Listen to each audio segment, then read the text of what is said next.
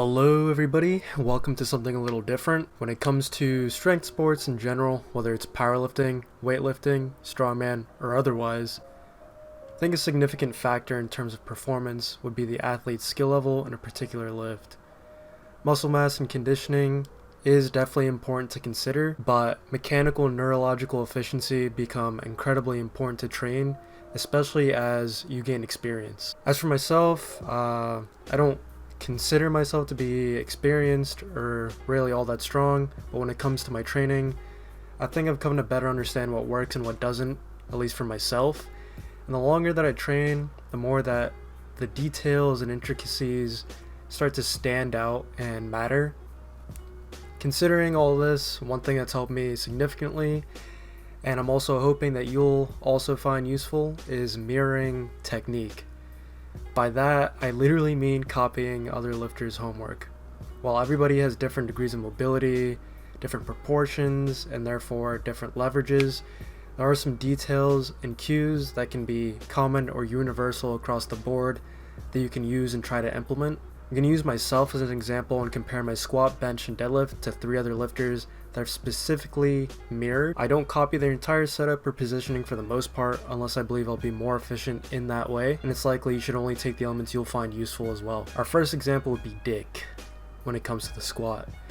Before I'd really studied his squatting technique, I used to have more of a high bar technique, and this led to a lot of instability, especially when I'd be coming out of the hole, as the bar would start creeping on my neck, which would lead me eventually to overcompensate with my back just to finish the lift. I think Ricky has been the easiest to copy just because I think him and I have a very similar build. We'd be competing in the same weight class and we have the same height.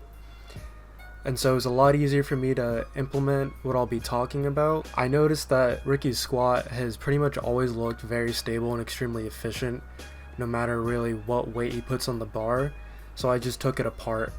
Specifically what I wanted to use was implementation of elbow drive and thoracic extension. He actually explains this in one of his YouTube videos.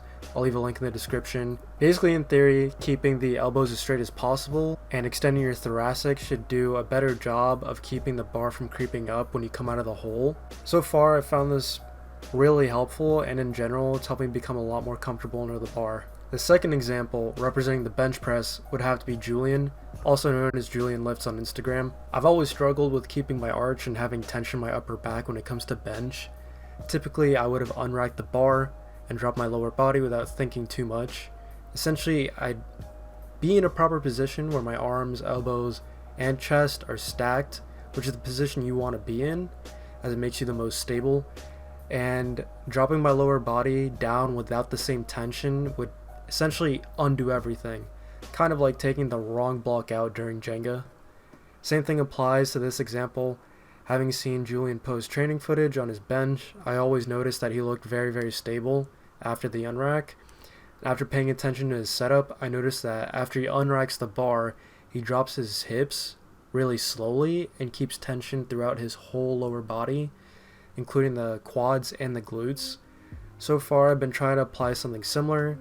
I'm still inconsistent, but generally bench has felt much more stable than before, and leg drive is a lot easier to implement. Finally, we have the last example of the video, deadlifts by Peter, Kilo Pete. Pulling slack had been a pretty big problem for me after my meet in November, transitioning from a deadlift bar to a stiff bar.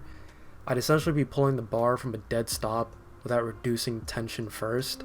This typically leads to a compromised position for the lockout, and you aren't really able to use leg drive or your posterior chain as effectively, at least in my case. Doing the same song and dance, I analyzed Peter's footage during deadlifts, and I've determined that his twerking technique is rather effective. By externally rotating your shoulders, depressing the scapula, and pulling the tension out of the bar before you pull it by using your hips and legs, the slack becomes a lot easier to pull out, and it comes a lot more naturally as well. As soon as I started doing this, I noticed a bigger difference, especially in the speed and stability off the floor. 3 examples I've given you guys in the video aren't really the only lifters that I mirror. There's definitely a couple more that I look out for, but they're probably the most obvious ones that I've come to copy. Whether you're aware of mirroring or not, it's been very helpful to me, and I've come to understand cues for certain lifts in a more natural way. By looking for certain details and comparing your footage to others, it gets a lot easier to spot certain issues. You should take into consideration other lifters' experience, body weight, leverages, and various other factors before you actually attempt this, as you'll be able to find more common ground and techniques that aren't so lifter specific. At the end of the day, just like most things, it's practice and patience.